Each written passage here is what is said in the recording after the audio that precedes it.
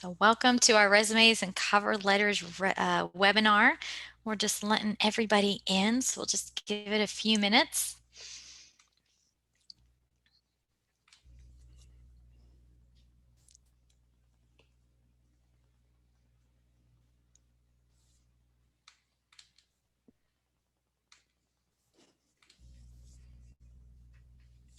So we had a few more people pop in. Welcome to the resume and cover letters webinar. We're just waiting for everybody to be able to sign in and make sure they can see and hear us and all of that.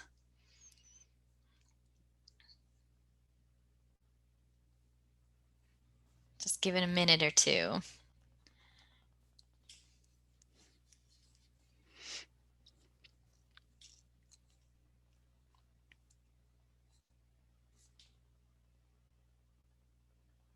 All right. So I'll just kick it off with introducing ourselves. My name is Stephanie Rank, and I am the founder and co-owner of Idaho Next Steps Coaching with Vera Savannah Hughes, who will be presenting this next hour about resumes and cover letters, specifically on how to overcome ATS and modern challenges. We'll talk about some basic mechanics of resumes, but really more on how to brand yourself and how to get through technology these days. So that's what we'll be talking about. It looks like we're still having a few more people join us, so welcome. So yeah, let's just go ahead and move on and give them our contact information. So we are here to support you and help you. So feel free to jot down our email and our phone number here. We are based in Meridian, Idaho, so we are in Mountain Time, but we do serve the nation. If you guys have any questions after this webinar, feel free to reach out. We are certified professional resume writers. We've been trained in this field. We know a lot about what's going on, especially in 2020. So we want to share the information that we've learned, especially when it comes to just being so virtual and so digital when it comes to job searching. I also do a bit of coaching. I'm a certified professional career coach, and we both are members and certified through the Professional Association of Career Coaches and Resume Writers. They were founded back, I think, 1990, and they are the leading association when it comes to resume writing and career coaching. So again, feel free to jot down our phone number and email if you have any questions after this webinar. Just to show you what we do, obviously we write resumes, we do LinkedIn profiles. We just talked about that last hour. So if you missed out, please join us by checking out the recording that Diversity and Ed will be showcasing in a little bit. And we also do interview coaching and all sorts of coaching, but you guys are all teachers, so you know what you want to do and how to get there. So let's get started. So take it away, Vera. Thank you so much, Stephanie, for such a great introduction. Well, welcome, everybody. This is absolutely our favorite thing in the whole wide world. We love being able to connect, first of all. That's our favorite part of our interaction with our clients, right? Is that collaboration, the feedback, the communication. Those are our three, main values, right? The tiers. And so just to kind of go back a little bit, what I will be doing today and sharing with all of you is these are our objectives. I want by the end of this presentation for you to know, first of all, what is ATS, right? What are those potential roadblocks? Understand what works and what doesn't work, right? There are resume standards out there, and I know that by you understanding those resume standards, which good thing they're not changing every week or every month, right? But they do change. And we're constantly going to webinars. Stephanie and I both, we are engaging with others in our community, fellow resume writers and coaches. And so it's great. We constantly are gaining knowledge so we can share it. Right. And so that's part of what we're going to do here today.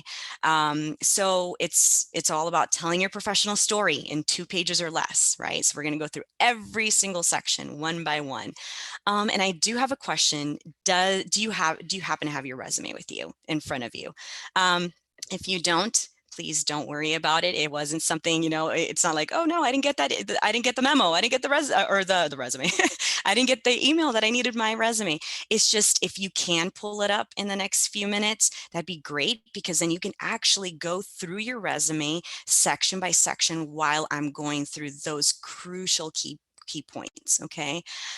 So just, a little bit about me. I come from a background of communications and, organizational communications. And I love, I just love being able to tell professional stories. I love writing. And so never knew it was going to take me to this one day, to actually tell professional stories for clients. And so just know that this is something we absolutely love, and we do this every single day. And if you need help, please reach out after the presentation.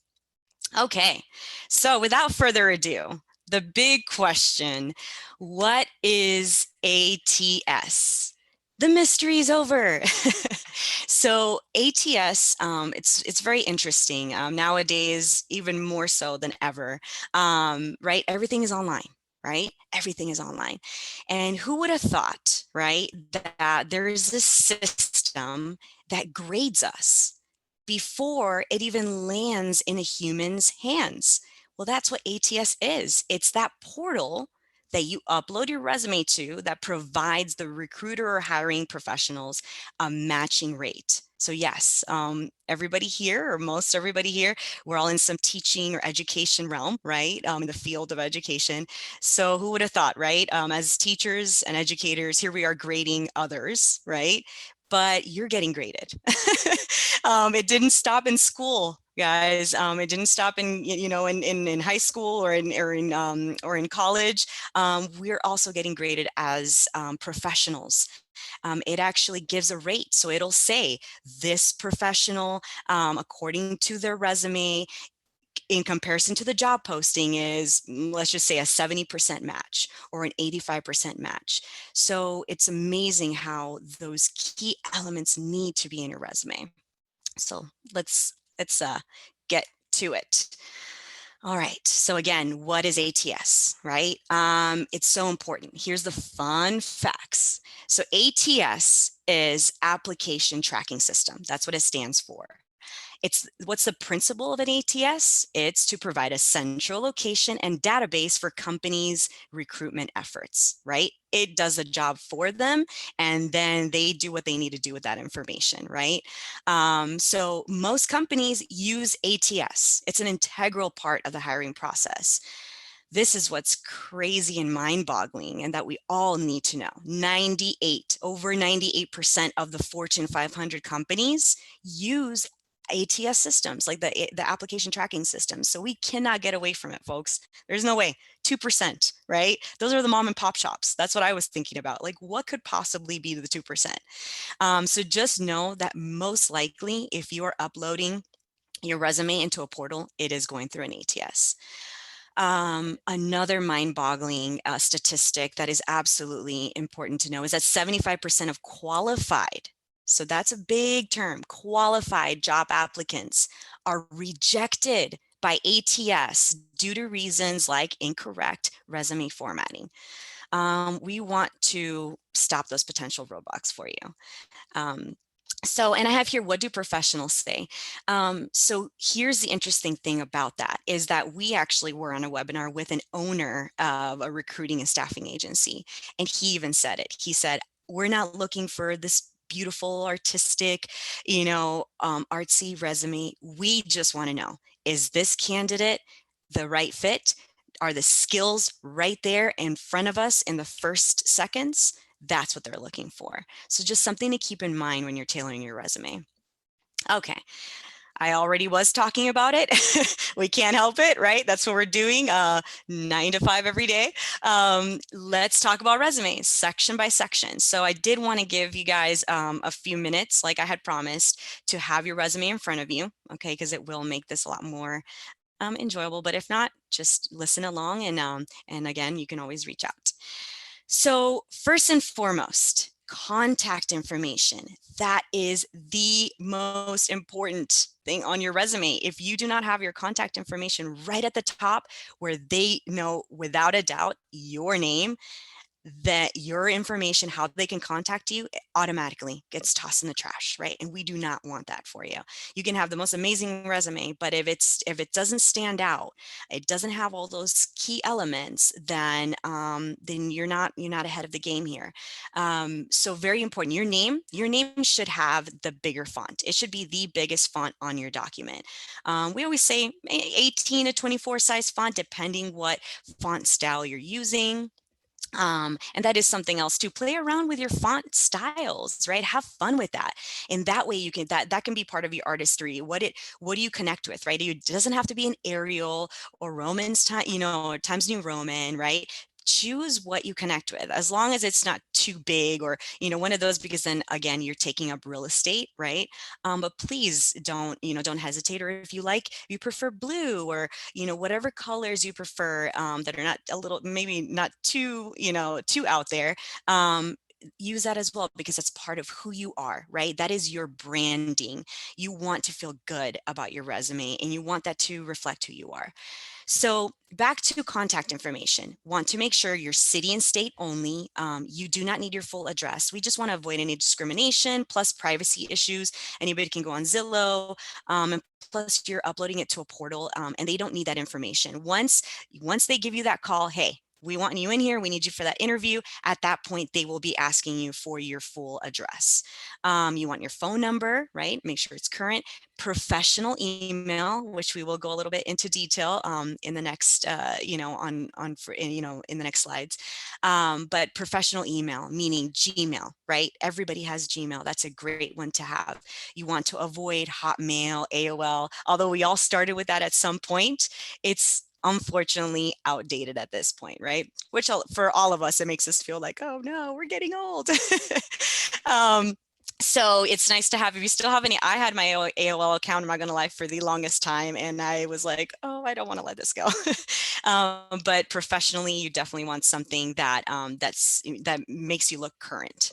And then LinkedIn URL, absolutely. If you have a LinkedIn URL, you want to place that in your contact information, because again, it makes you seem relevant. It puts you a little bit ahead of the game with your competitors. So you have competition, maybe somebody that's just as qualified, but boom, you have your URL on there, your LinkedIn URL. They go straight to that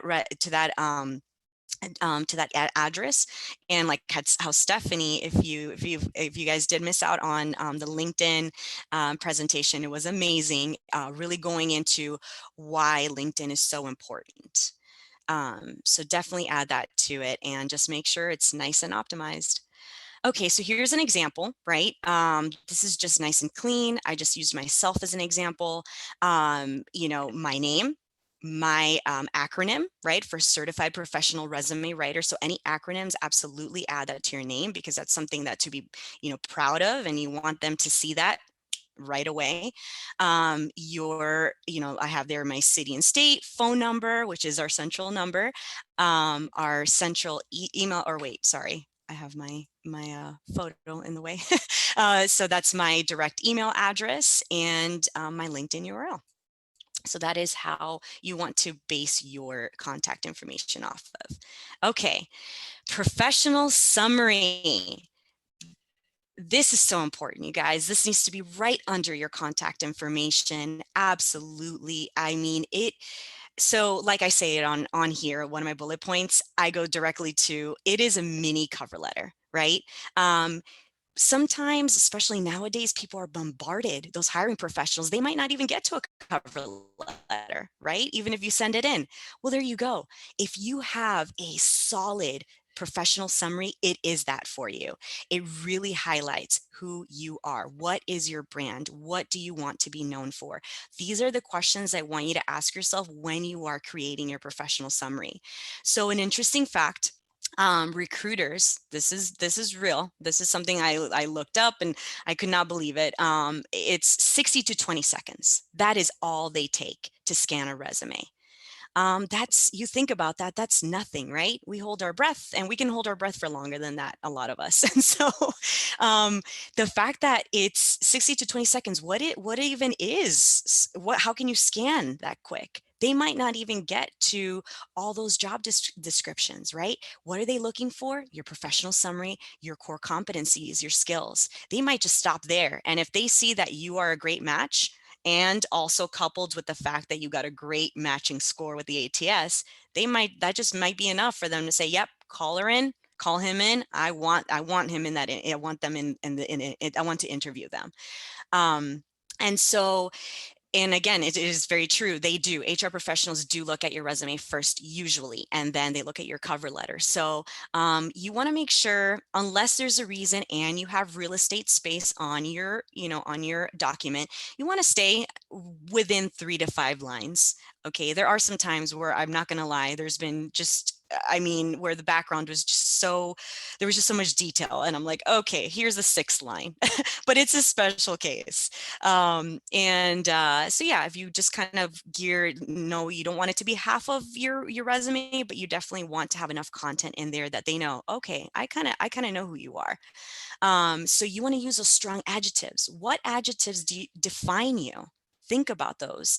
Those strong adjectives. Are you dynamic? Are you enthusiastic? Do you find yourself to be, analytical, or are you innovative? All those, there's so many adjectives out there, and just choose a few to really highlight who you are.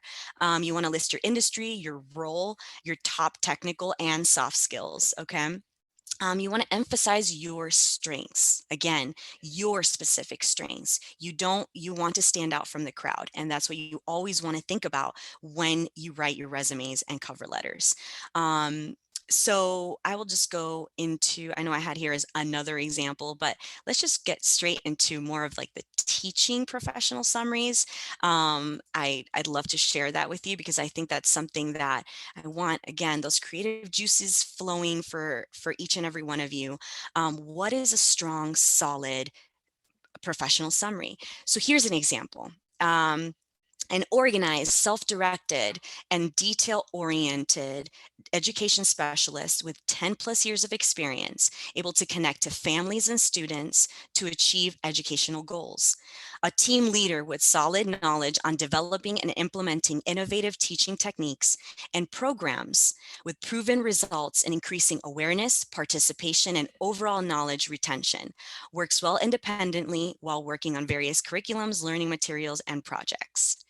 So again, what's in there? It's a little bit of everything, right? You're specifically saying what you've been doing, what you're good at, and what you can bring to the table, really, right? Because at the end of the day, every job, like every hiring professional, they're looking for, how can you fill in the gap, right? Here is another one, just again, same thing, it's a little bit longer, but a self-directed, organized, and detail-oriented teacher with experience instructing and coaching, utilizing strong communication, public speaking, and leadership skills, able to connect to students from all walks of life with a multicultural knowledge database and adaptability skills, proven to be valuable in successfully training, mentoring, and inspiring individuals from all backgrounds. Works well independently while working on various curriculums, learning materials, and projects. A team leader with solid knowledge on developing and implementing innovative teaching techniques and programs, with proven results in increasing participation, concentration, and overall knowledge retention. Boom. There you go. If they do not open up your cover letter, they do not open that PDF or Word document, guess what? They're going to know a little bit about who you are.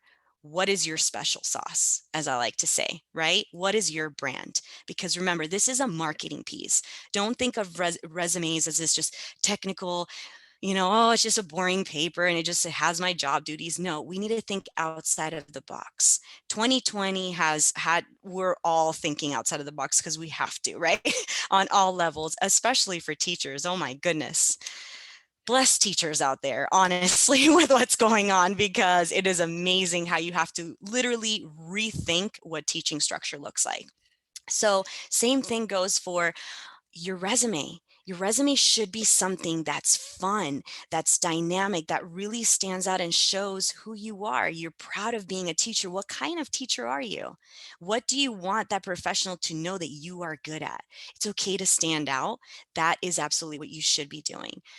So this is another way to really, really make your brand stand out. And it's what are your skills? What are your specific skills?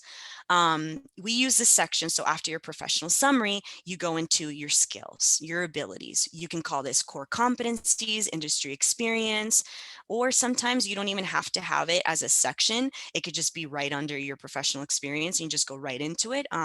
We prefer bullet points.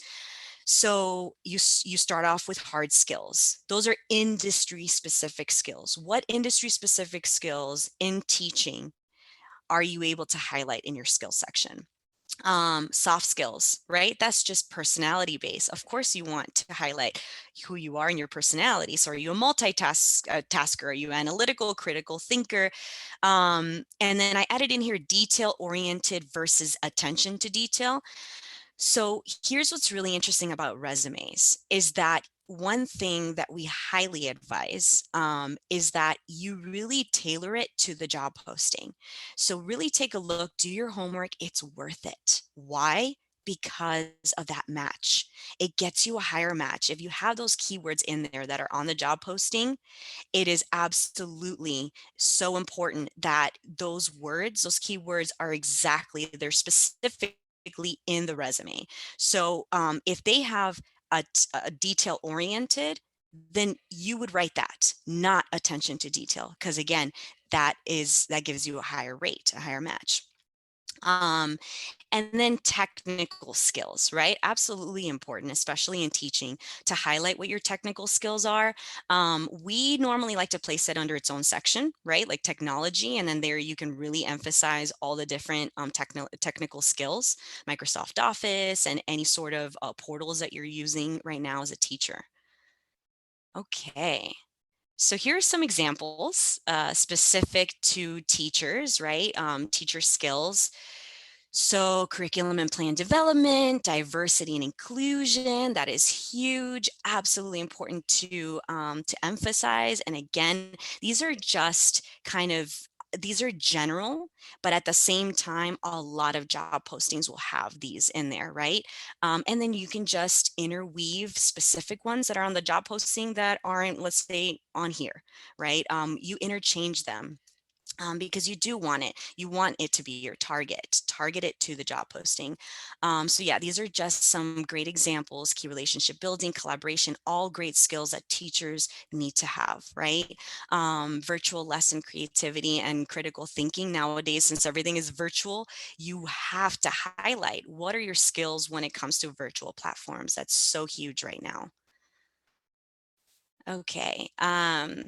And then next, absolutely important, right? Our teaching professional experience. So just this is just the basics. But again, it's so important because ATS, they're looking for the basics first and foremost, right? So you don't want to miss out on do you have your job title on there? Is it correct? Is it the correct job title? Employer's name. You just need the city and state for the employer. Don't need the address. But is the employer's name 100% correct? Again, because if it's wrong, or if it makes the job harder on their end to find something on Google, then that again, it's a red flag. And then a lot of times, resumes get tossed. The date the position started and ended, a brief company, like let's say if you have just something great to describe, right? Like what the school stands for, or, the philosophy, just something that really speaks to your values. And that's part of the branding that you want to highlight. You can absolutely put that underneath the job, like the job title and employer, as just, again, it's just suggestions, right? It has how you could do something to kind of make your resume unique. So job descriptions, you want to absolutely have them in bullet points, starting with strong action verbs. And think the most important accomplishments, because again, like we mentioned in LinkedIn, in the LinkedIn webinar that Stephanie, that she led, and here, it's all about your brand. It's no longer just a piece of paper. By the time they're done reading this, they should know what makes you stand out. So really think about, what have you done? Highlight that. A great way also is to ask your peers, what, so like, tell me something that you think makes me stand out. What do you think I'm good at? Those are good conversations to have with your colleagues, with your managers, because again, there sometimes it's nice to have a different perspective, and then it can make you think about, oh yeah, I didn't think about that. Okay, great, I can add that into my resume, because that is something different. I guess that does make me stand out. And so we want to avoid red flags, right? Of course, ATS, ATS, ATS. Dates, make sure the dates are correct. And, you don't have to have months necessarily. Definitely, though, the years, that the organization is correct. And then job posting. How does your descriptions, like, does that match up with what they're looking for, right? Are you speaking their language? Okay, so these, we don't have to read through all of them because it is quite a bit, but I wanted you just to start again, really thinking about, how am I tailoring my job descriptions? Do I have that impact? Right? That even if it is true that that hiring professionals are really taking six to 20 seconds to scan your resume, do I have in there, does it showcase what I've done as a teacher, or as an educator? Right? Just to go first bullet, right? You always want your first bullet to be boom. There needs to be some metrics, something that showcases what you do. Manages virtual learning platforms for 37 to 46 students. As you can see here, and this was for a specific teacher that, that I wrote description for, it automatically tells the hiring professional what this teacher is capable of. Wow, okay. So at a time, this was the exact amount of students. That's great. What grades? Pre-K to 8th grade, right? And then again, building and maintaining productive and long-lasting relationship with parents by working with them as a main point of contact and mentor. So again, so what are we doing? This is what am I capable of? How do I do it, right? And what's the result of what I do? How do I impact others? As teachers, that's the most important thing, right? So you want to highlight that in your job descriptions. This is just another set of job descriptions, for, another educator. The other one's more virtual platforms, and a kind of homeschool facilitator. This is more elementary, middle school teacher. But again, as you can see, it showcases from the get how many students, what kind of subjects, right? So this one specifically, it was many subjects, and so you highlight that, right? You want to make sure, because all those are key words that want you don't want to miss out on, especially if it's something that they're looking for in a candidate. Okay. Um, so after the job descriptions, after you've really tailored those job descriptions, made sure that those strong verbs are in there, make sure the metrics, that you showcase your accomplishments and achievements, then you showcase your education, which is huge for teachers and educators.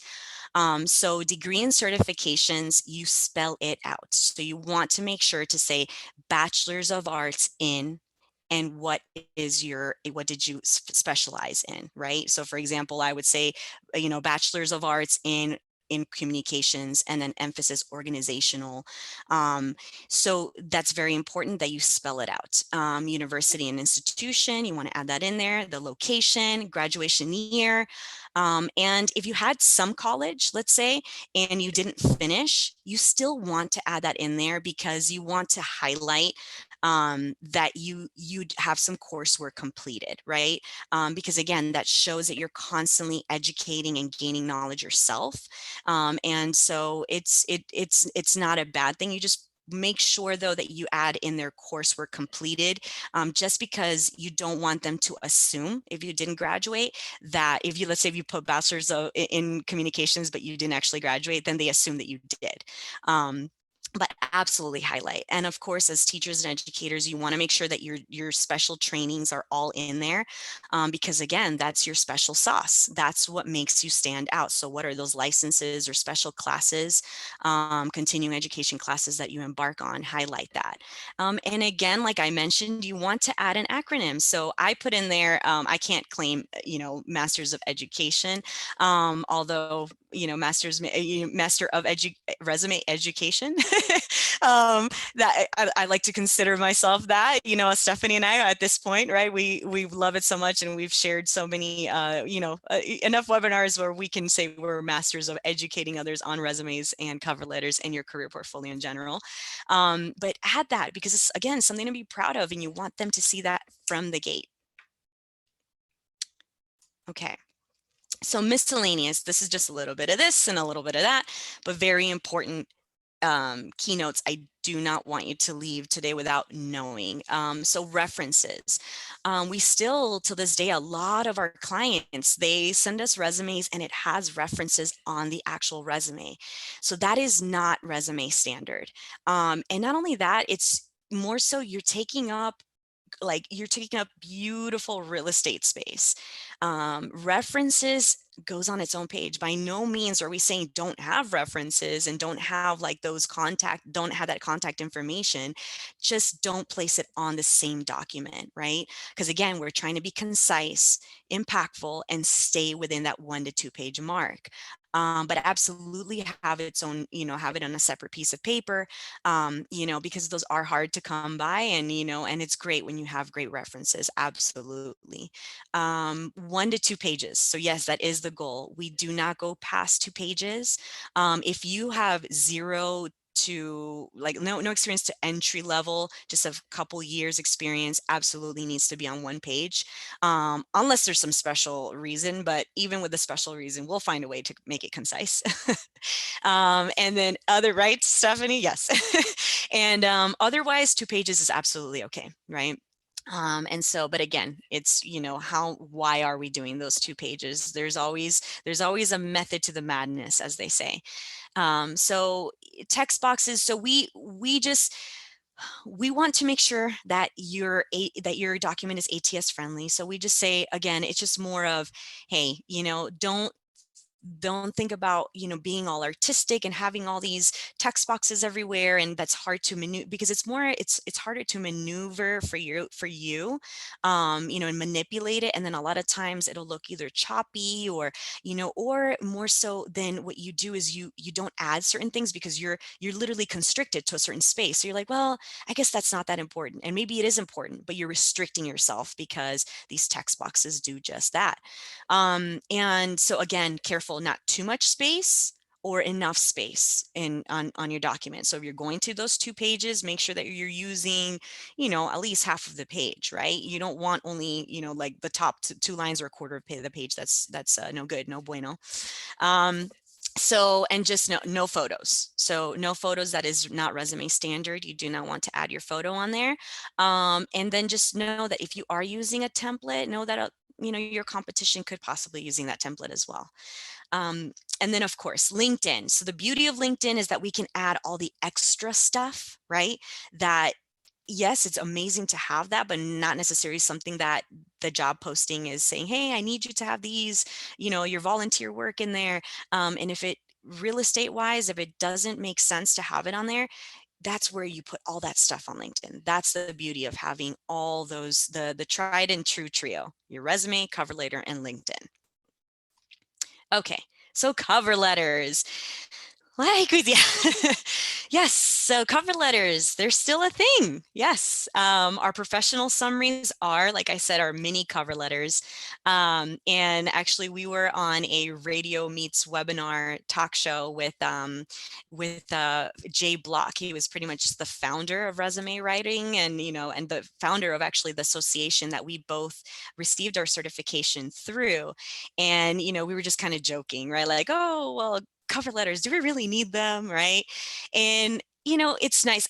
One thing I mentioned, and especially because communications background, and I do love that it's like a mini speech, but it is true. A lot of times we do say a lot of what we need to concisely in the professional summary, but cover letters, again, one of those things, you have competition, right? So it's great to just have be ahead of the game to say, hey, maybe that person that's just as qualified, maybe they didn't write a cover letter, and I'm going out of my way to do that. And so that's going to set me apart, right?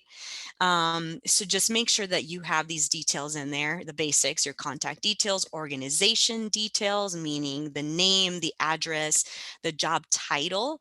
Don't assume that they know which job you're applying for. And so again, they're two separate documents. So you want to make sure that your details on your resume are just as important and legible and stand out on your cover letter. So of course you need a salutation and closing salutation, an intro, a body, and a closing paragraph. Very important. And again, use this time to expand a little bit. What are those skills, behaviors, and certifications, right, that make you who you are and have led you to where you are today? So this is just an example of an education cover letter standard, right? So again, like everything, like I had mentioned, the contact details, boom, it's right in their face. They don't have to go around looking for it. You have the date, you have the and all that information. And of course, these are placeholders, but it's just so that you can imagine, oh, okay, that's where I would put the company name. That's where I would put the street address. Dear hiring manager, if you have a specific name, absolutely put their name, right? Because we want to personalize it as much as possible.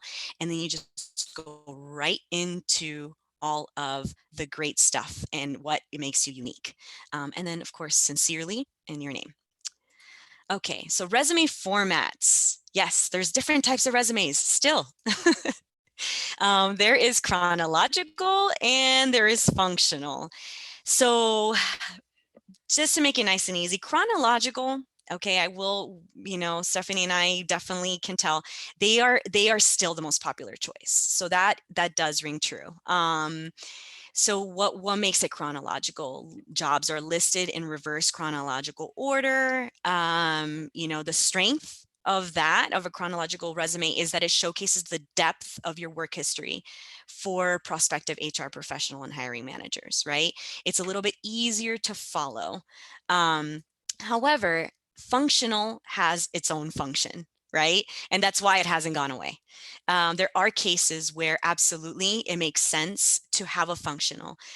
So why? And that's again, so here the strength is it's a great choice for individuals who have been in the same or similar roles throughout their work history, right? You don't want to be over redundant. If you've only been, let's say, and I don't mean only as in, I mean, it's just, one subject matter, right? You are a subject matter expert, whether it's history, art, math, then a lot of your jobs, even if it's at different schools, they'll probably have a similar strengths and accomplishments that it would make sense, right, at that point. Now if you have a little bit of this and a little bit of that different expertise that you're teaching, then that's where a chronological still makes sense. So this is an example, of course, change the name and all that, for privacy issues, but chronological, right? Nice and simple. You go straight from professional summary, core competencies, and then what, like we mentioned, it is reverse chronological order. And then every, all those job titles and, have that, those descriptions right under the actual organization, and then education and technology afterwards. So next, functional, right? What looks different about it? It's actually pretty different.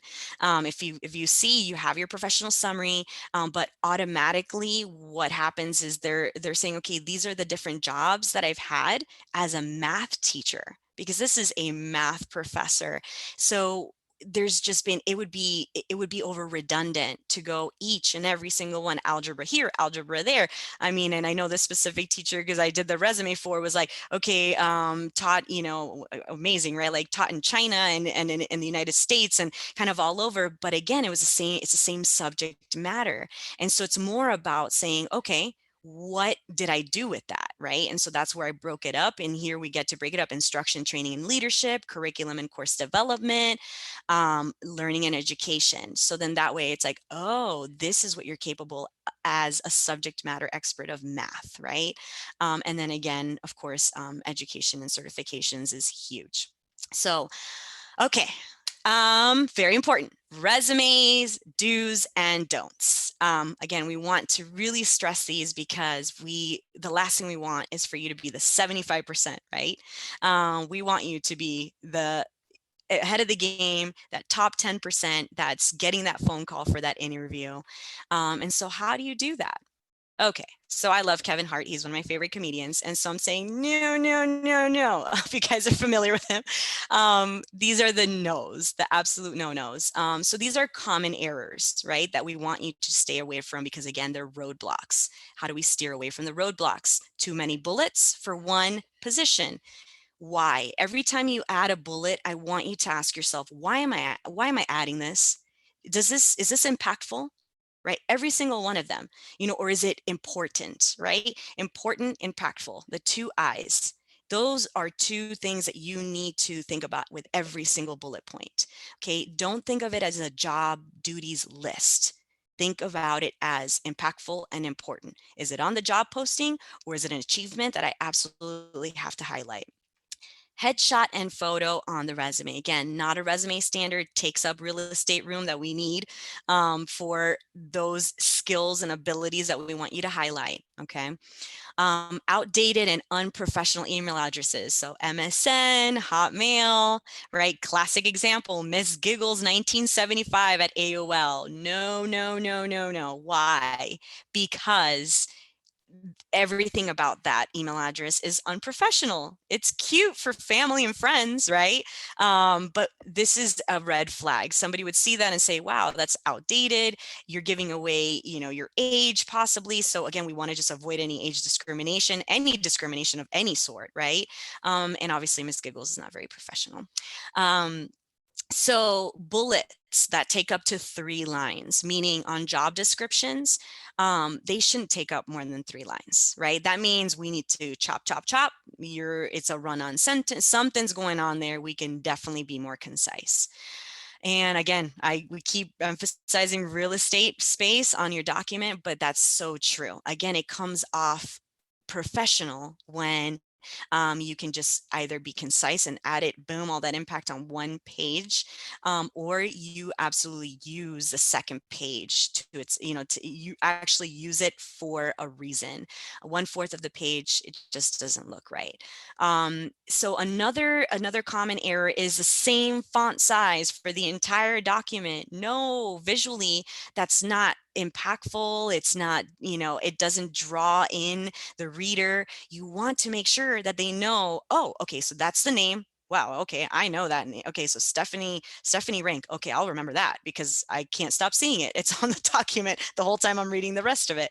And then, but your sections, right? So again, all of this, you have to, think about every section. It means something. So if you decide that let's say your name is 18 size font, do you want your sections to be 18 size font? No, right? That's way too big. So then you say, all right, let's try 11 or 12, depending on the style, right? Are you using Calibri or Verdana, depending, right? Then you choose to upsize or downsize. And then your content. So what size is your content, right? Underneath each section should be a little bit smaller than your section headers, right? So again, to think, and it could just be a little bit, right? So if you're going, let's say for an 11 or 12 size section header, then you want to make sure that you're going for either a 10 or an 11 size font for your content. And again, see, stressing it. We're stressing this over and over because just like in LinkedIn online, your document, this again needs to be, it's a journey. This is your professional story. And that's why we love writing these, is because this is to highlight, like, what have you done? What makes you different? And so don't go the old route of just listing job duties, right? With no metrics. Of course, you have to add responsibilities because they need to know what you're capable of. But what about those responsibilities? Like, what did that responsibility look like, right? Give it personality is all we're asking for. And just remember, there's only one you. Okay, so the resumes do's. So how do we stand out from the crowd? Okay. So read the job descriptions, read them out loud. I want you to mirror those specific skills and qualifications that they are looking for in that job posting. That is crucial. Remember, you want to weave it into your core competencies. Make sure, okay, my job descriptions, do I have that in there, what they're looking for? Ooh, I can actually add something that's, you don't want to be verbatim, right? You don't want to copy and paste off of the job posting. You don't want to do that.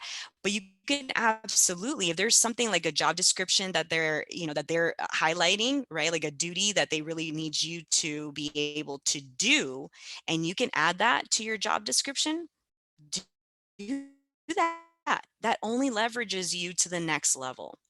Um, by the end of by the end of the document, or those 6 or 20 seconds, so it might not be the whole document, does the reader know your unique value? Ask that to yourself when you read your resume. What's your brand? What is your special sauce? Again, that is so important. Keywords, keywords, keywords. Just how, like in real estate, it's location, location, location. So again, keywords, ATS match, right? We want to bump it up. We want you to be above that 70% match if possible, right?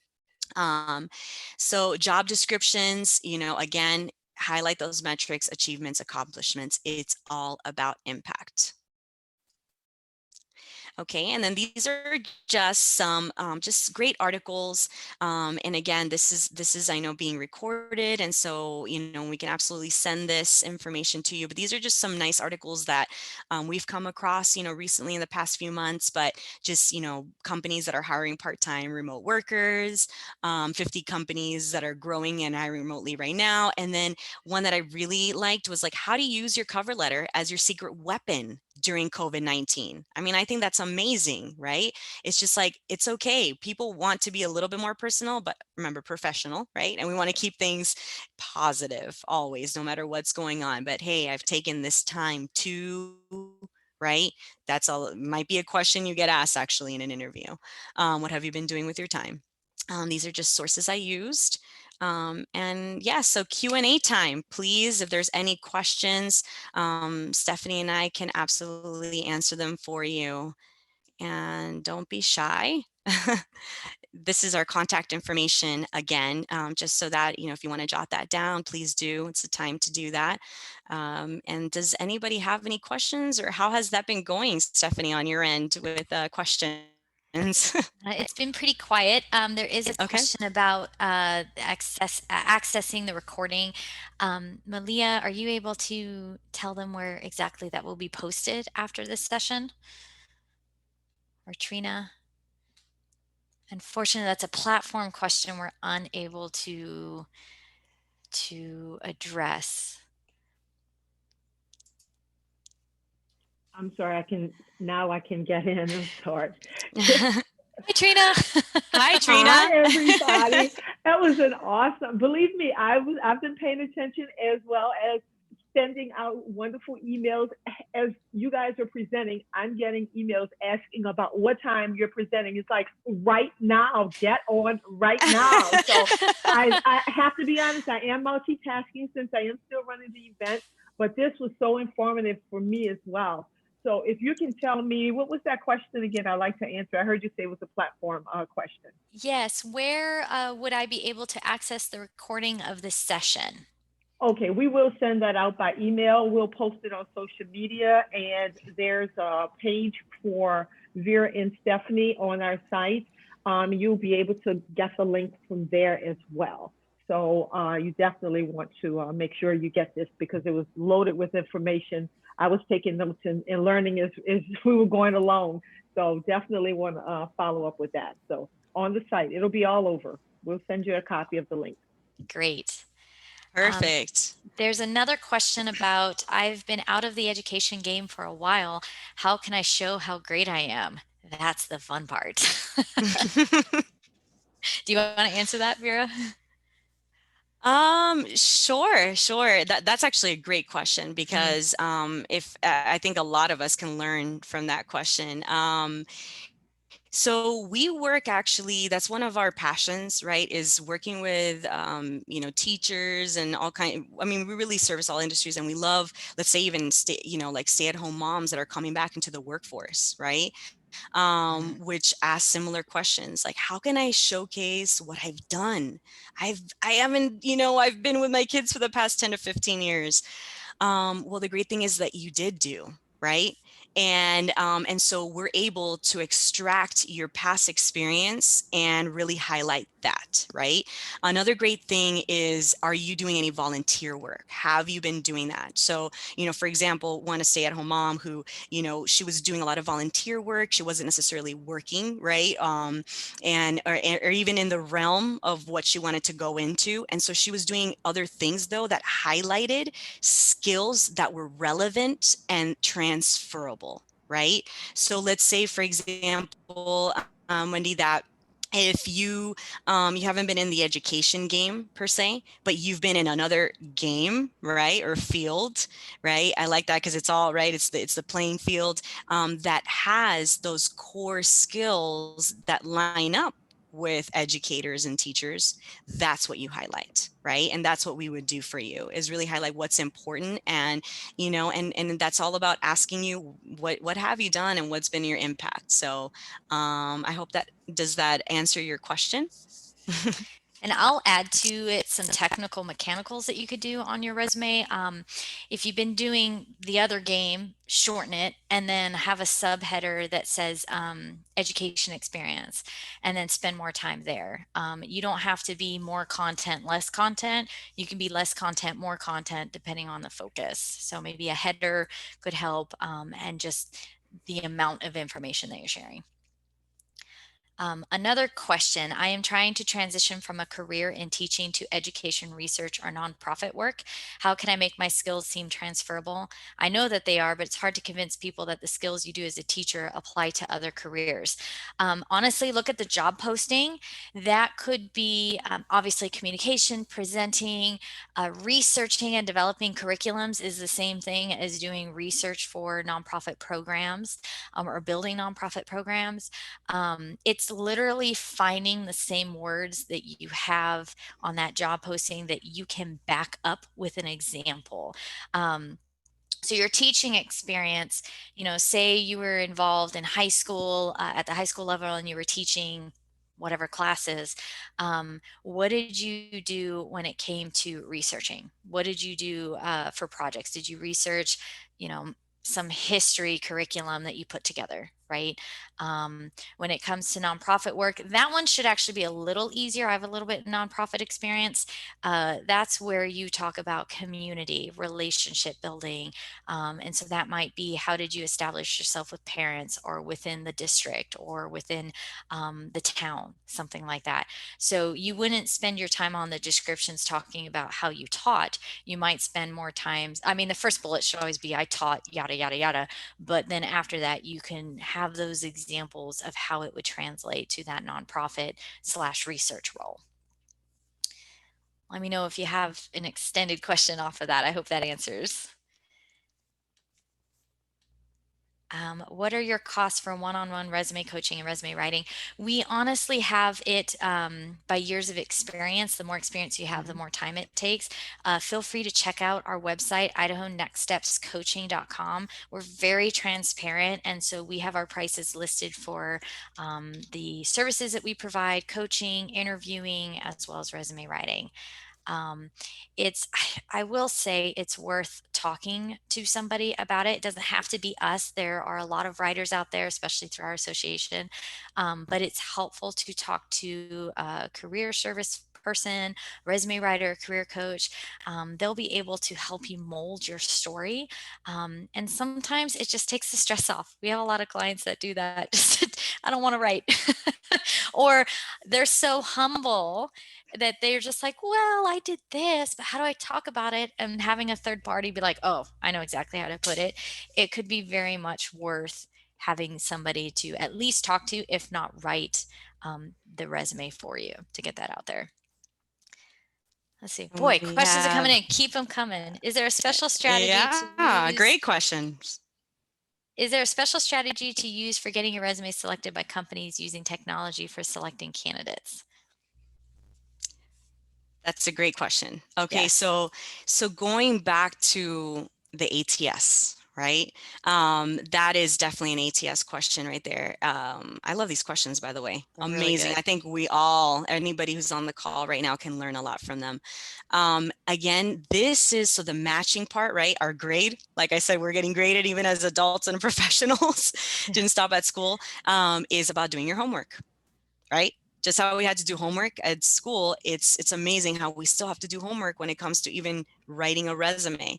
Because yes, you could be more general, right, and kind of go like, well, I think I've got my skills in there, and I'm showing my achievements, and a lot of times they'll, again, they'll be able to see a lot of that. But if you're talking about an actual, getting like, really using strategies, then what we would really highly recommend is looking at every job posting that you're actually sending it off to, right? Before you send it off into that portal, look at your core competencies section. Literally look at their skills that they're looking for. What's their language that they're using? And specifically add that language into your resume, right? And it's not about having every single word in there. It's just about showing like, oh, this person did their homework. They'll be able to see that, just because you're adding and weaving in the words that they're looking for the right candidate. So does that help? Yeah, targeted resumes are where it's at. Mm-hmm. You don't do general. In fact, we review each other's work, and both of us this week had a client that was very general that wouldn't give us a job family that they were going after, so Mm-hmm. teaching or education or research. And we both went, "What's the point?" Because we couldn't find it. Like we literally Yeah. had to ask each other, "You're way off because I don't know what this person wants." I'm like, "They don't either," right? So the more targeted you can be, the less tweaking that you have to do. And don't overthink it. If you're going to miss posting, and I've had clients do this because they're tweaking every little thing, that's too Yeah. stressful. But if you can target your resume where you are focusing on research and you're showcasing why you're good at research, then it'll make more sense and those key terms will be there. Google will be your best friend. What are the top 5 skills for a teacher? What are the top 5 skills for researchers? What are the top 5 skills for whatever? And then again, look at those job postings. Another great question came in. Do you recommend including testimonials from others? I've had more luck with the resume I use that included brief statements from my students and parents so far, but I wasn't sure if that is weird. It comes down to the real estate. Mm-hmm. So I've done quotes and whatnot in a footer, and you have to assume anything in the footer and the header are not read by ATS. And honestly, an endorsement or a recommendation like that or a quote wouldn't even matter in an ATS anyway. So it's safe to put them in the footers, but it's more about how does it look, right? You only get 2 pages max, and you don't want to have your quotes to be bigger of literally more real estate than the jobs and the impacts that you've had. Those are really great to have on LinkedIn if you happen to have a profile. And it's hard because you can't, because a lot of stuff you're probably getting verbally or via email. So maybe taking a screenshot where you very carefully make sure all the information is not there. You can always feature that on your profile. Um, you can add more documents. I mean, some ATS will be resume cover letter, that's it. But if you have a chance to add another one, maybe you have a third portfolio document where you can add different quotes and anecdotes and things like that from your parents and students. That could be helpful. It's a little different. It's not standard, but at the same time, it could help you stand out. So play with that. Make sure your real estate isn't being I can't think of the word, but you want to make sure you're prioritizing your impact on what you have done and then add in the extras if you can. And Last, we have another great question. How far back should you list prior work experience? I have lots of experience. So that is a great question again. So here, resume standard, right? And again, it's there, you can always kind of tweak things and, and I guess not, I don't want to say make your own standard, but in another way, you have to also know what's your goal, right? write the And does rules it make sense? strategically. Yeah, be a rebel with a cause, right? Yes. It's that's another way to put it. If there's a reason for it, absolutely, we say go for it. If it's going to get you that job interview. So how far back? Resume standards is 10 to 15 years. right? However, right, if let's say you have been out of the game for a while and it's been longer than that, or it showcases, you know, what you want to go into, the education background and job titles are before that, let's say, well, then we can still highlight it. And sometimes you don't need to add years. You just add that information, what your job title was, where you worked, and it's all about emphasizing the impact that you had during that time frame. So, so yeah, if it makes sense to your job search goal, you know, and for marketing yourself and what you want them to know about you, then you add that in there. Absolutely. Yeah, it's really just about making sure you're not discriminated on paper. Hmm. You know, our older clients are struggling with that, especially this year with everything being virtual. It's hard. My mom is 54. Oh gosh, her birthday's coming up. I need to know this, but she is 54. And the other day I was helping her with Zoom, and I'm like, oh my gosh, my mom is getting old. I mean, I'm her daughter, so no offense to anybody in the 50s, because she could not handle Zoom. And that's what we worry about. We don't want to have like, oh, she's up there. So if in your resume you're adding all of this content, make sure you're showing that you're relevant, especially because of 2020. Make sure you're adding Zoom and Power Schools and Microsoft Teams, even if it crashed a whole bunch, which it did in our district. So make sure that you're highlighting your tech skills if you're going to be going that far. And that's actually a great segue to our next question, because we had somebody that said, for those of us who have been in the workforce for many years, would you recommend using a CV? This one's hard because not some places are asking for CVs and others are asking for resumes. In your case, CVs aren't actually a bad idea because you can add everything. And if anything, that is your masterpiece document for your work career. Yeah, I'm sorry, your career, right? So you can have everything, your publications, your presentations, the associations that you've been a part of, all of that information. Usually writers charge more because it takes a lot more work. I've had CVs that have been 10 pages, and resumes are 2, right? So maybe that LinkedIn could be your digital CV. That's something to think about. And again, it's based on what you're seeing during your job search. I had a guy literally call me today. He is a wind farm manager, like does the wind farm site management and productivity programs, all of those things. And they were asking for a CV, and I'm like, not in your industry. And so he took the option to just rename his file CV, because some people don't exactly know what the difference is. But being traditional, um, just call me if you have a question about this, but being traditional, it includes publications, presentations, all of those things. Guys, Okay. I hate to interrupt. This is going so well. It is so exciting. Get all this great information. This is definitely one of my favorite topics. But we have to end the session as we're ending the event, and we want to definitely, I know I speak for everyone, attendees and everyone here at Diversity and Ed. Thank you all for your time and your contribution and your expertise. And Oh, I will say this on a personal and a professional note to all of the participants today. Take the time and the investment. This is worth the investment to get a professional to help you put together your resume, at least offer some type of consultation, because it makes a difference in being seen, especially nowadays. It's incredibly competitive out there. And I think it's just worth the time. So even if you just give them a shout, give them an email, send them an email or give them a call, and get on their radar, because this is incredibly important that you guys get this right the first time. So having that's said true. that, it really, really is. It makes a difference in the response in which you get, and especially at events like this. It'll bump you right up to the top of the pile, and you outshine your competitors. I know that from experience. So, but we will have more webinars like this. We're partnering with these ladies, and so they will do much more with us. So we'll be sending you guys emails. So thank you all so very much, and until next time. Thank you, Trina. We really enjoyed it. We'll see you next Yes, time. Yeah. thank you Be so much, safe and Trina. be It well. was an honor, Bye. everybody. Thank you. Thank you for being Bye here. bye. Bye-bye. Bye bye.